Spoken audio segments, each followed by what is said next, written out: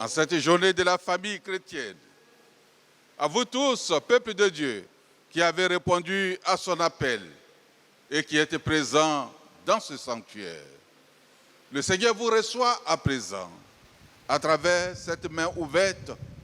Que sa grâce, sa paix et sa bénédiction vous soient multipliées dans le nom du Père, du Fils et du Saint-Esprit. Amen. Confirmons la présence de Dieu au milieu de nous par l'invocation.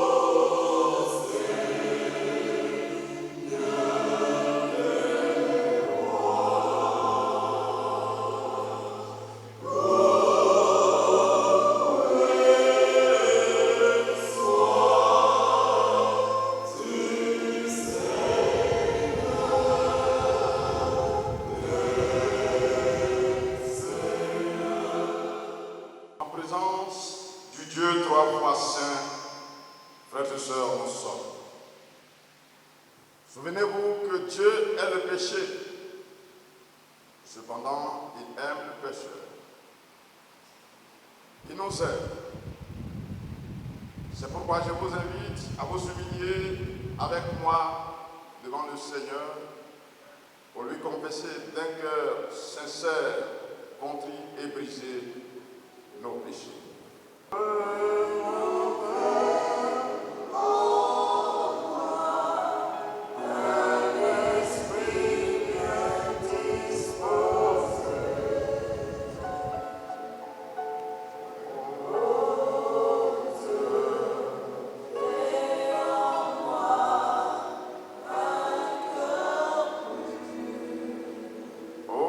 Notre Maître, nous implorons ta pitié. Nous avons conscience de nos nombreux manquements et nous t'en demandons pardon. Nous attendons ta miséricorde et nous ne sommes pas miséricordieux. Tout est bien fait sur nous et nous sommes égoïstes. Confessons humblement nos inconséquences, Seigneur. Oh Dieu, ne permets pas que nous nous complaisons dans nos pensées de ressentiment et de vengeance. Remplis-nous de ton amour et de ta paix pour que nous pardonnions à ceux qui nous ont pédés ou irrités et que tu puisses nous pardonner à nous aussi. Vos péchés vous sont pardonnés. Dites avec moi, grâce soit rendue à Dieu.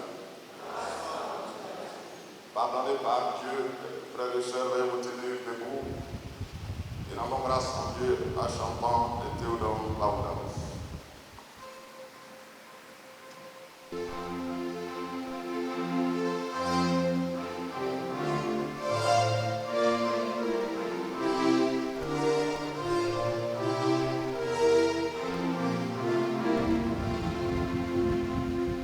Toute la terre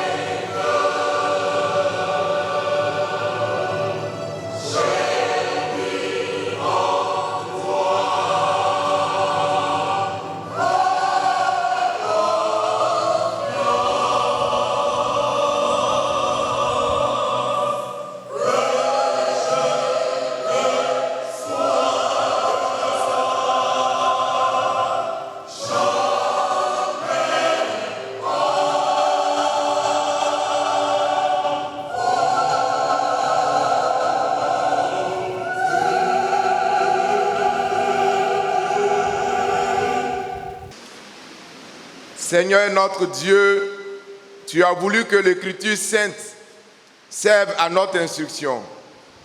Accorde-nous la grâce d'entendre ta parole, de la recevoir et de l'observer de telle sorte que nous puissions tenir ferme l'espérance que tu as donnée pour la vie éternelle en Jésus-Christ, ton Fils, notre Seigneur. Amen. Lecture de l'Ancien Testament tirée de Deutéronome, chapitre 22, du verset 22 au verset 30. Si l'on trouve un homme couché avec une femme mariée, ils mourront tous deux. L'homme qui a couché avec la femme et la femme aussi. Tu ôteras ainsi le mal du milieu d'Israël. Si une jeune fille vierge est fiancée et qu'un homme la rencontre dans la ville et couche avec elle, vous les amènerez tous les deux à la porte de la ville, vous les lapiderez et ils mourront. La jeune fille pour n'avoir pas crié dans la ville et l'homme pour avoir déshonoré la femme de son prochain. Tu ôteras ainsi le mal du milieu de toi. Mais si c'est dans les champs que cet homme rencontre la jeune femme fiancée, lui fait violence et couche avec elle, l'homme qui aura couché avec elle sera seul puni de mort. Tu ne feras rien à la jeune fille, elle n'est pas coupable d'un crime digne de mort, car il en est de ce cas comme de celui où un homme se jette sur son prochain et lui ôte la vie. La jeune fille fiancée que cet homme a rencontrée dans les champs a pu crier sans qu'il y ait eu personne pour la secourir. Si un homme rencontre une jeune fille vierge, non fiancée, lui fait violence et couche avec elle et qu'on vienne à les surprendre, l'homme qui aura couché avec elle donnera au père de la jeune fille 50 cycles d'argent et parce qu'il l'a déshonorée, il la prendra pour femme et il ne pourra pas la renvoyer tant qu'il vivra. Nul ne prendra la femme de son père et ne soulèvera la couverture de son père. Amen. Lecture du Nouveau Testament tirée de l'Épître aux Hébreux, chapitre 13, verset 4. Hébreux, chapitre 13, verset 4. Que le mariage soit honoré de tous et le lit conjugal exempt de souillure.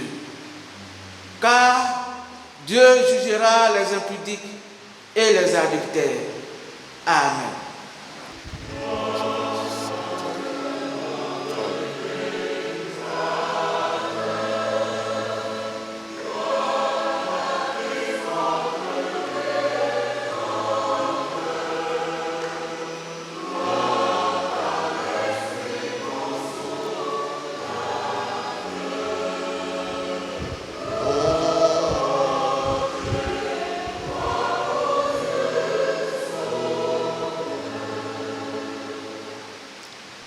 Lecture du Nouveau Testament tirée de l'Évangile de Jésus-Christ selon Matthieu, le chapitre 5, du verset 27 au verset 32.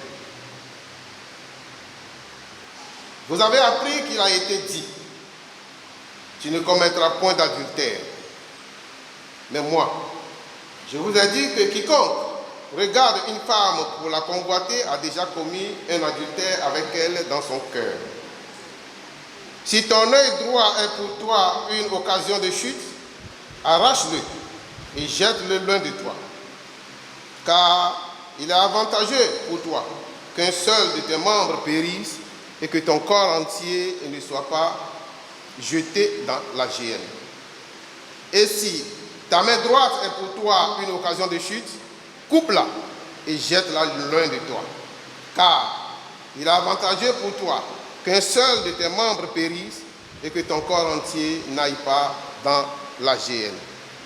Il a été dit que celui qui répudie sa femme lui donne une lettre de divorce.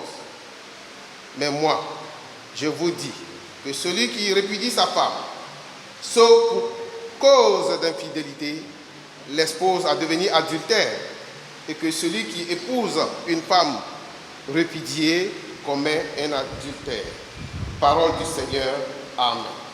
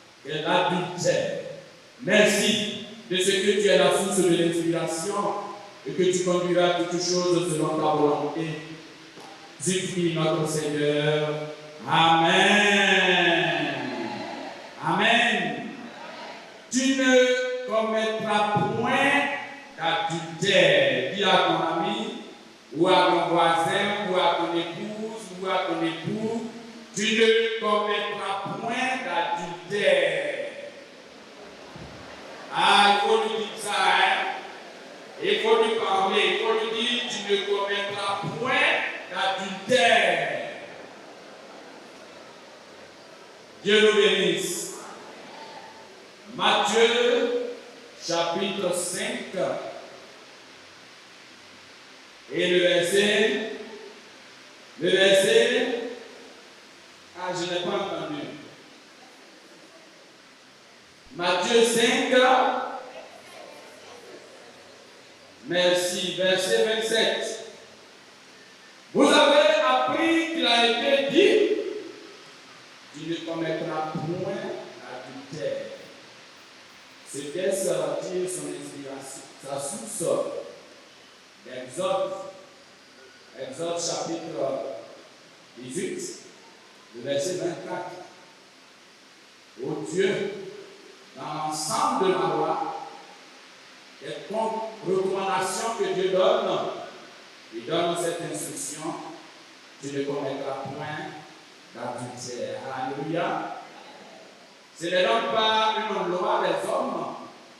Ce n'est pas Pasteur Armand qui ce matin vient vous dire de ne pas commettre l'adultère. D'ailleurs, j'avais souhaité avoir l'instrument qui sert à mesurer l'adultère et le mesurer nous tous ce matin. Pourquoi? Vous allez voir la gravité de la chose. J'allais cibler ceux qui ont commis l'adultère durant la semaine, ça allait sortir. Une situation extrêmement grave, tellement grave, que Dieu lui-même prend la responsabilité sur lui de dire, tu ne commettras point d'adultère.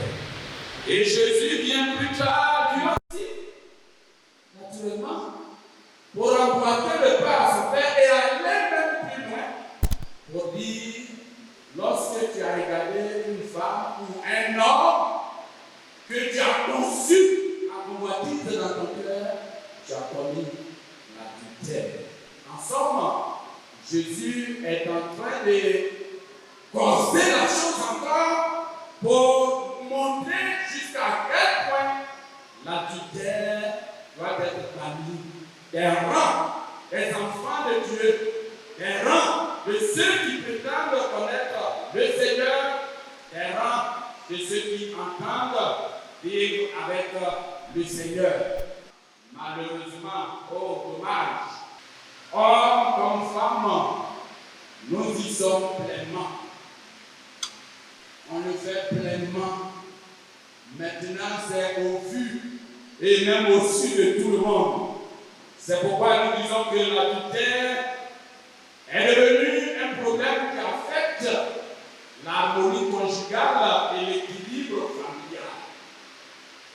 Si pendant longtemps les hommes ont été considérés comme les plus infidèles, on constate que de nos jours, de plus en plus, malheureusement, des femmes, oui, s'y adonnent. Les femmes sillonnent dans les couloirs des hôtels, des bureaux, pour rencontrer leur amant. Oui, les rendez-vous sont donnés. Et le témoignage d'un couple ici, à ce propos, en dit plus. Nous le partageons avec vous. J'étais à l'hôtel avec ma maîtresse, une collègue de service. J'entendais quand la chambre d'à côté, en pleine action, les gémissements de la femme, de ma femme. Et ces gémissements m'étaient familiers.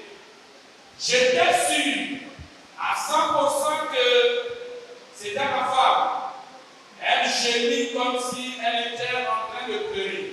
Oui, l'angoisse d'un homme qui voulait s'essayer aussi sur quelque chose. Oui, c'était bel et bien ma femme. Oui, j'ai arrêté tout. J'ai voulu même aller frapper à la porte, mais ma maîtresse m'en a dissuadé. Je suis resté là, entendre les gémissements de ma femme. pendant près d'une trentaine de minutes. Oh oui, la tristesse m'envahit, l'angoisse m'envahit, mais c'est la conséquence de ton acte. C'est ce que tu payes toi aussi. Par la fenêtre, j'ai pu la voir partir.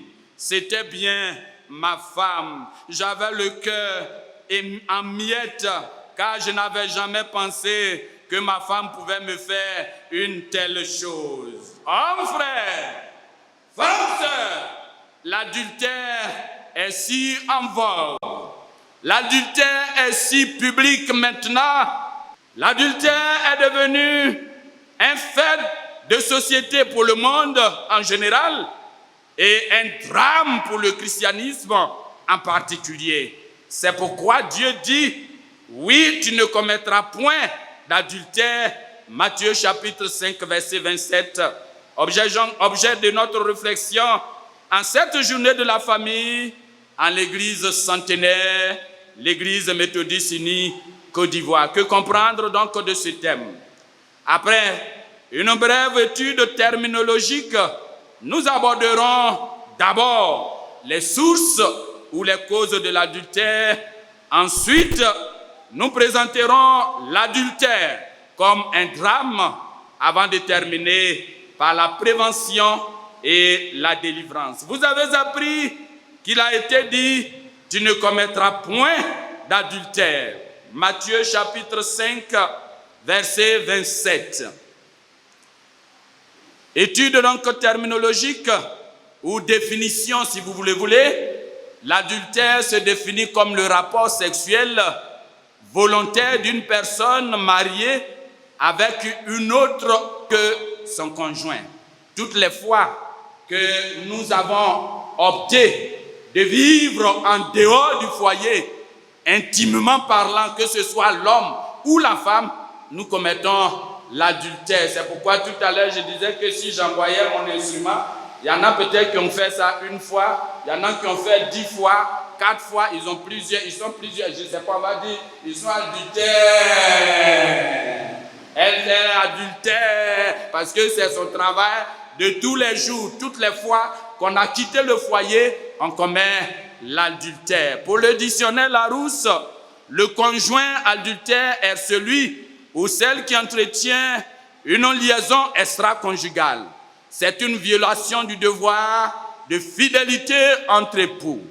Quant aux tests juridiques, ils abordent l'adultère comme le fait que l'un des conjoints viole son serment de fidélité en ayant des relations sexuelles avec une personne autre que son conjoint. Nous concluons pour dire que l'adultère est donc synonyme d'infidélité, de trahison, de tromperie. C'est pourquoi Dieu dit, il n'est pas bon que l'homme commette l'adultère, tu ne commettras point l'adultère. Le mot commettre veut dire aller, entreprendre, faire, mener une action blâmable ou une action regrettable. C'est pourquoi ce mot souvent accompagne, si on dit il a commis un crime, ce n'est pas un bon geste, ce n'est pas une bonne action, c'est une mauvaise chose, mais quand même, on va commettre tout de même, ce qui n'est pas normal. C'est donc à juste titre que l'Éternel de la justice dise, tu ne commettras point d'adultère. Et pourtant, comme tout à l'heure on le disait, malheureusement, l'homme et la femme en général, et même parfois les chrétiens que nous sommes, malheureusement, nous y sommes. Et nous nous posons donc la question de savoir quelles peuvent être les causes d'une telle attitude, d'un tel comportement. Les causes donc en grandeur sont nombreuses. Beaucoup de choses sont à la base de l'adultère. Nous avons les sources ou les causes d'ordre spirituel. Il s'agit ici des liens familiaux. Dans certaines familles, ils ont tissé, la famille ou les familles ont tissé des liens de telle sorte que un membre de la famille ne peut pas vivre sans commettre l'adultère. Ils sont ancrés dedans au point qu'il faut la main de l'Éternel pour une délivrance. C'est pourquoi dans les causes, dans les préventions, nous parlons de délivrance. Il s'agit donc des liens familiaux à abolir, à condamner, à lutter contre ces liens pour que, en toutes circonstances, l'enfant de Dieu soit libéré. Nous avons le manque de prière. Nous avons également la méconnaissance de la parole de Dieu. Parce que si je ne sais pas que Dieu a dit « tu ne commettras point d'adultère », en allant commettre, ça ne me fait ni chaud ni froid. Entre guillemets, ça ne m'enlève rien. Donc je suis dedans et je me plais dedans. Par contre, si j'ai conscience que Dieu a dit quelque part que tu ne commettras point d'adultère, en y allant, il y a quelque chose qui va se passer. L'Esprit de Dieu qui habite en moi me révélera quelque chose pour que je puisse dire non. L'acquisition, donc, la connaissance de la parole est donc très utile pour pouvoir lutter contre l'adultère. Nous avons les attaques de toutes sortes. Parfois, on a dit, mais toi, tu dis que tu es fidèle à ton épouse, ou bien tu es fidèle à ton époux. Des gens vont t'attaquer de l'extérieur pour briser ce que tu es, pour te rendre comme eux aussi. C'est pourquoi nous disons que ces cas d'attaque nécessitent aussi de la prière et des interventions pour que nous puissions être libres. Nous avons les sources éthiques et culturelles. Oui, dans certaines sociétés africaines, lorsque tu ne fais pas la polygamie, tu ne prends pas le lévirat, tu ne pratiques pas le lévirat et bien d'autres choses encore, tu n'es pas de la société.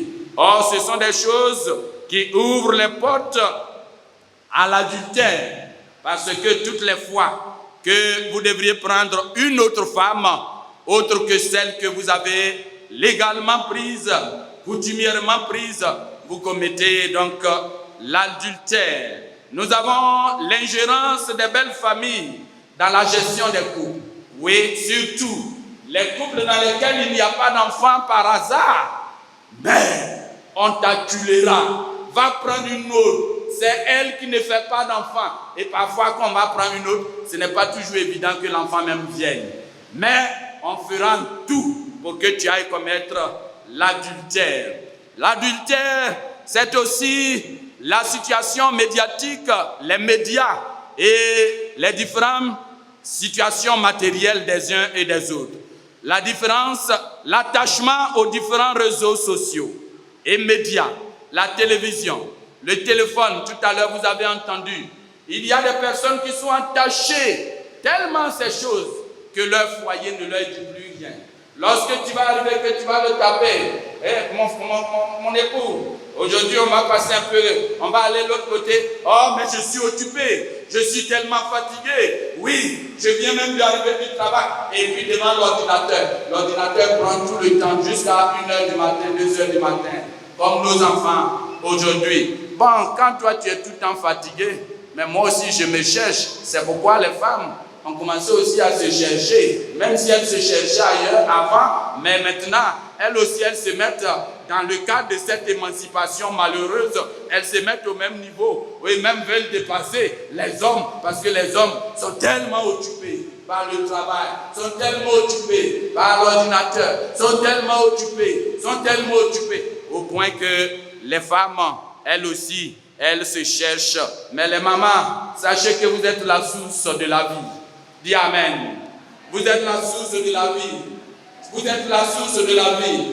On verra ça tout à l'heure. C'est pourquoi, quel que soit ce qui advienne, vous êtes les élus de Dieu. Vous êtes des personnes sur qui Dieu compte pour dire non à tout ce qui est vicissitude. C'est pourquoi je voudrais, avec vous tous, saluer avec déférence la présence de Maman Béda en sa qualité de présidente des femmes. Je crois que mon message, c'est pour que vous transmettiez aux femmes que ce sont les femmes qui doivent sauver, ce sont les femmes qui doivent nous accompagner, ce sont les femmes qui doivent dire non à l'adultère pour que la chose puisse encore prendre davantage. Les sources aussi, ce sont les frustrations sexuelles. Tout à l'heure, nous étions en train de dire le manque de satisfaction dans l'intimité sexuelle. Oui, lorsqu'on n'est pas satisfait, on veut s'essayer ailleurs. Et c'est d'ailleurs pour cela que nous vous disons non. Parce que le mariage n'est pas un jeu de hasard. Avant de prendre une femme ou d'accepter les avances d'un homme, vous devrez vous étudier pour voir. Vous devrez échanger. Parce que si moi, dans ma vie de tous les jours, dans ma vie de jeunesse, j'étais coureur de jupons, naturellement, si je viens te prendre, toi qui as été bien éduqué, toi qui n'as pas cette habitude, il va y avoir opposition. Et naturellement, moi, je ne serai pas satisfait. Je vais vouloir aller toujours ailleurs. Non! Le mariage est un élément important. Il faut pouvoir mieux s'organiser avant de prendre la décision. Lorsqu'on ne se comprend pas sur ce plan d'intimité, beaucoup de choses peuvent se passer. Il y a les troubles sexuels chez l'homme parfois, comme par exemple l'éjaculation précoce, les problèmes d'érection, l'infertilité. Ce sont des éléments qui viennent donner ou ouvrir la porte à l'adultère. Mais en réalité, ça ne devrait pas être le cas. Parce que si quelqu'un est en Christ, il est une nouvelle créature. Toutes les choses anciennes sont passées et toute chose est devenue nouvelle selon 2 Corinthiens chapitre 5, verset 17. Oui, bien-aimés, ces éléments existent bel et bien. Les sources liées au couple eux-mêmes. Il y a, je veux parler des informations cachées. Parfois, tu vas au travail, ton patron te drague là-bas, puis il est parti à l'hôtel avec. Si la femme avait le courage de partager avec son mari, les choses s'arrêteraient là. Parce qu'elle aurait osé dire à ce monsieur, mais si tu continues, je vais informer mon mari. Et puis elle ne serait pas arrivée. Maintenant qu'on est arrivé que tu as trouvé la femme de l'homme, maintenant tu dis, il ne faut pas aller frapper à la porte. Moi j'étais là-bas, j'allais dire, j'ai frappé à la porte, et puis tout est gâté entre guillemets. Alléluia. Mais il n'a pas frappé à la porte parce que la femme voulait se protéger. Or, tu devrais te protéger d'avance. Et donc, ces situations sont difficiles. Un autre élément, c'est la crise de la quarantaine. Entre 40 ans et 60 ans, les hommes deviennent encore plus zélés dans l'intimité. Et ils ne veulent plus être zélés avec celle avec laquelle ils ont passé le temps jusqu'à avoir 40 ans, 50 ans, 60 ans. Ils veulent descendre en bas. C'est pourquoi vous, les jeunes dames, méfiez-vous de ces quarantaines-là. On appelle ça le midi. Le démon de midi. Méfiez-vous de ces démons de midi. Ils viennent simplement vous tromper.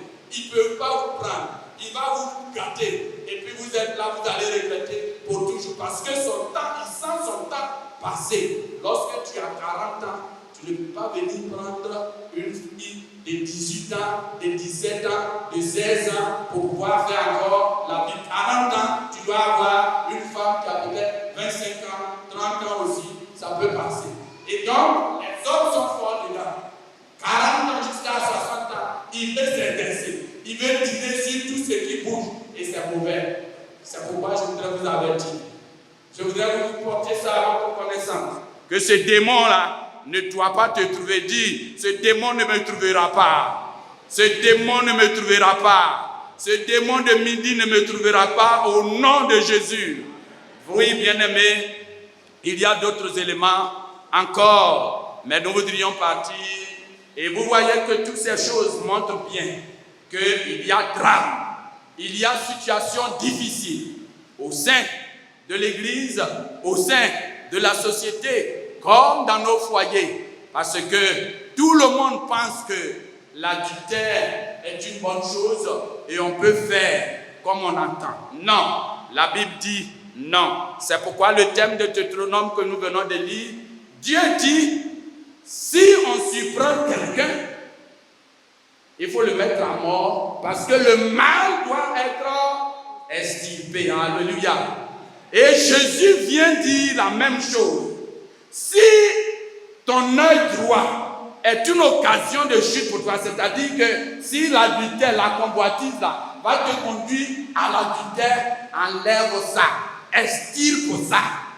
Ah, vous voyez, ce sont donc des choses qui ne peuvent pas marcher avec Dieu. Se mettre dans l'adultère, c'est vraiment partir contre la volonté de Dieu. Et c'est pour cela que nous proposons qu'il y ait effectivement plus de joie, il y ait effectivement de la grâce, il y ait effectivement de l'intimité avec Dieu. Parce que l'adultère, ce n'est pas seulement le conjoint, le couple, mais l'adultère s'étend aux enfants. L'enfant qui a quitté depuis le bas âge et qui entre dedans au travers l'acte des parents, naturellement devient un enfant délinquant, devient un enfant qui n'a plus de respect. Et dans le foyer, la confiance est brisée, on va au divorce et tout le monde est au courant que c'est pour telle chose que vous avez divorcé. L'adultère donc est un drame pour les enfants et nous pouvons le lire dans Éphésiens chapitre 6, verset 4. L'adultère est un drame social. L'adultère est un drame spirituel. C'est une offense à la sainteté de Dieu. Selon Genèse 39, versets 7 à 9 également, vous avez entendu beaucoup de choses. Il attire sur le fautif le jugement et la colère de Dieu. Selon 2 Samuel chapitre 12, verset 10, c'est un chemin vers l'enfer. C'est un chemin sans retour. C'est pourquoi nous sommes appelés en termes de prévention et de délivrance à d'abord faire un choix convenable dans le mariage. Je n'ai pas dit que le fait de faire un choix convenable nous exclut de toutes choses. Mais au moins, quand ton conjoint et toi, vous êtes des hommes spirituels, quand le problème vient, vous vous adressez à celui à qui vous vous êtes adressé avant de devenir des conjoints. Il n'y a pas un qui va dire, moi je vais aller à gauche, et l'autre va dire, je vais à droite. Non. Au contraire, nous serons attachés au Seigneur et nous prendrons donc ensemble la résolution de dire, de rester fidèle à l'Éternel. Oui, je sais que Dieu, qui est l'auteur de l'institution matrimoniale, nous accompagnera. Il permettra que nous soyons fidèles à notre conjoint parce que Dieu nous aime. Comme tout à l'heure nous avons dit en 2 Corinthiens chapitre 5 verset 17. Il faut considérer donc la convoitise comme un ennemi mortel. On doit lutter contre la convoitise en évitant le second regard. Parce que lorsque tu as regardé une première fois, une seconde fois, tu commets automatiquement la bêtise. Il est bon de ne pas jeter ce deuxième regard. Il faut aussi vivre la sanctification dans l'intimité avec Christ, selon le texte d'Hébreux que nous venons de lire. Le lit conjugal doit être exempt de toute souillure. Si la prévention doit être démise, la délivrance s'impose comme une nécessité. Aussi, est-il bon que nous puissions entrer dans la délivrance pour laquelle nous inscrivons 3 points. Le premier point, c'est la prise de conscience. Et il s'agit d'être conscient qu'on est tombé, se rendre compte de l'évidence qu'on a posé un acte grave, un acte blâmable, voire mortel, tel que révèle, Lévitique 20, verset 10. Si un homme commet un adultère avec une femme mariée, s'il commet un adultère avec la femme de son prochain, l'homme et la femme adultères seront punis de mort. Lorsqu'on a pris conscience qu'on a mal fait, il faut se repentir. Il faut dire non à cette attitude pour toujours. Oui, c'est pourquoi nous proposons qu'un suivi spirituel puisse accompagner. Pourquoi pas? Il y a parmi nous des frères et sœurs qui vivent pleinement leur vie matrimoniale. C'est pour cela que la formation est donnée. C'est pour cela que Dieu les a mis en part pour toutes ces choses. Allez-y vers ces personnes pour recevoir de la prière, pour recevoir de l'accompagnement et permettre que nous soyons à l'aise. Dans le cadre de la famille, tout à l'heure je l'ai dit, si le contexte est favorable, il faut en parler à ton mari ou à ton épouse pour que celui qui est tombé puisse être soutenu par celui ou celle qui est encore debout. Oui, ce partage qui est le suivi spirituel permettra qu'on soit à l'aise et qu'on dise non, non et non à l'adultère. Frères et sœurs, dans le mariage, on s'engage à être fidèle à son époux.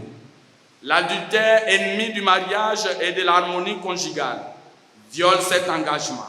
Aussi, convient-il de dire mieux, de vivre comme nous le recommande l'auteur aux Hébreux en ces termes, que le mariage soit honoré de tous et le lit conjugal exempt de souillure, car Dieu jugera les impudiques et les adultères, selon Hébreux chapitre 13, verset 4. Or, nous n'avons pas un souverain sacrificateur qui ne puisse pas compatir à nos faiblesses.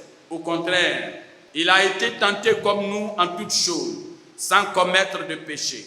Approchons-nous donc avec assurance du trône de grâce afin d'obtenir miséricorde et de trouver grâce pour être secourus dans nos besoins, parce que Dieu nous aime. Dieu veut que notre foyer, notre vie matrimoniale, soit pour sa gloire, soit pour son honneur. Dieu nous bénisse. Amen.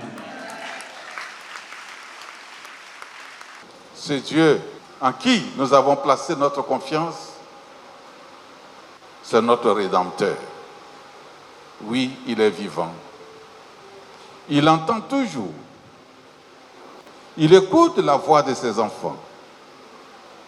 Et ce matin, nous sommes venus ici avec nos attentes, nos préoccupations. Et le thème du jour, le Seigneur nous a parlé au travers des différentes interventions.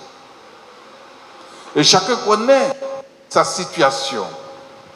Voici donc venu le moment de parler à notre Rédempteur, à notre Dieu, celui qui nous écoute et celui qui est prêt à nous exaucer. Ce que tu reproches à ton mari, à ton épouse, Dieu t'écoute ce matin et veut opérer les changements. Il promène sa croix devant le cœur de chacun de nous et il t'invite à la prière. Prions Dieu, prions, prions. Chacun, dans le secret de son cœur, s'adresse à son Dieu. Le Seigneur promène sa croix devant la porte de ton cœur et il te dit, je me tiens devant la porte de ton cœur et je frappe. Je veux entrer dans ta vie. Je veux entrer dans ta vie pour écouter tes prières silencieuses. Je veux entrer dans ta vie pour exaucer tes prières. Que ce moment ne soit pas un moment de sommeil ou un moment de distraction, mais un moment important où, tournant ton regard en ton intérieur pour ne découvrir que Dieu, tu parles avec lui dans son intimité. Hey!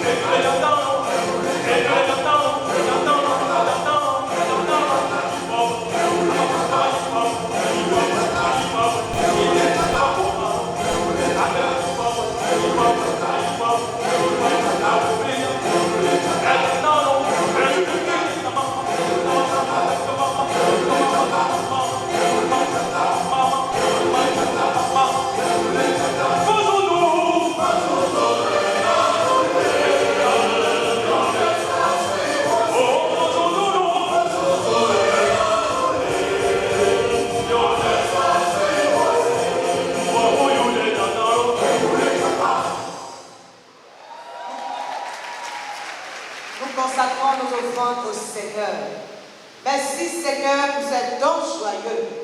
Bénis les mains qui ont apporté, Seigneur. Pour tous ceux qui ont apporté les dîmes, je prie que la bénédiction du Seigneur descende dans les familles et que tu arroses que chacun de nous, au nom du Père, du Fils et du Saint-Esprit, nous t'avons prié. Amen. On est bien à la maison.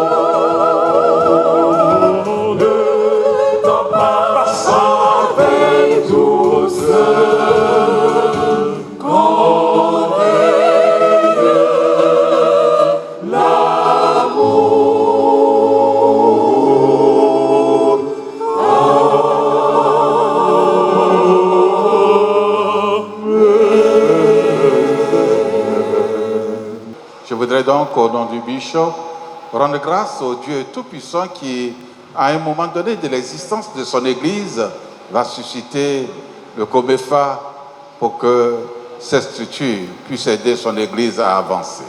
Vous qui êtes là pour soutenir le COMEFA et dire que nous sommes en communauté et nous sommes solidaires les uns des autres, puisse le Seigneur lui-même vous compter cette présence en grâce et en bénédiction au nom de Jésus.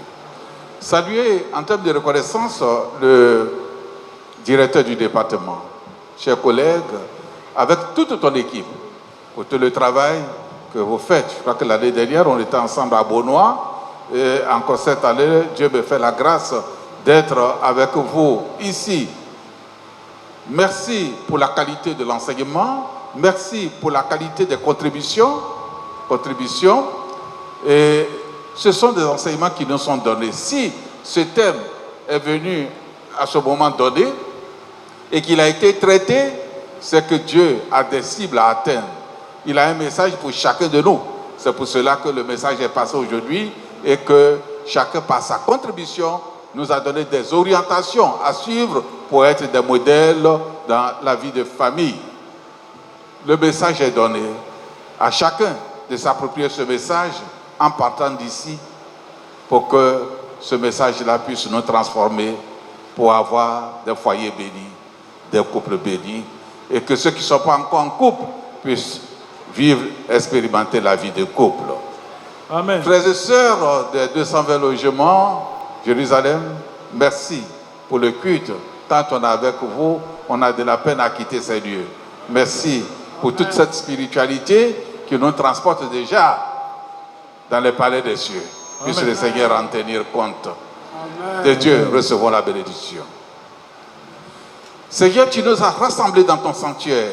Tu nous as parlé par personne interposée. Nos prières sont montées vers toi. Et Seigneur, voici venu le temps de mettre fin à ce culte communautaire où chacun va reprendre le chemin du culte familial, du culte personnel. On nous attend au dehors pour être des modèles dans la société. Seigneur, sans toi, nous ne sommes rien. Hors de toi, nous sommes exposés. Qu'à travers ma main levée, ce soit ta main de protection, ta main de grâce, ta main de bénédiction qui nous couvre tous et qui nous accompagne pour une semaine bénie, pour un mois béni, au nom de Jésus, notre Seigneur et notre Sauveur. Amen.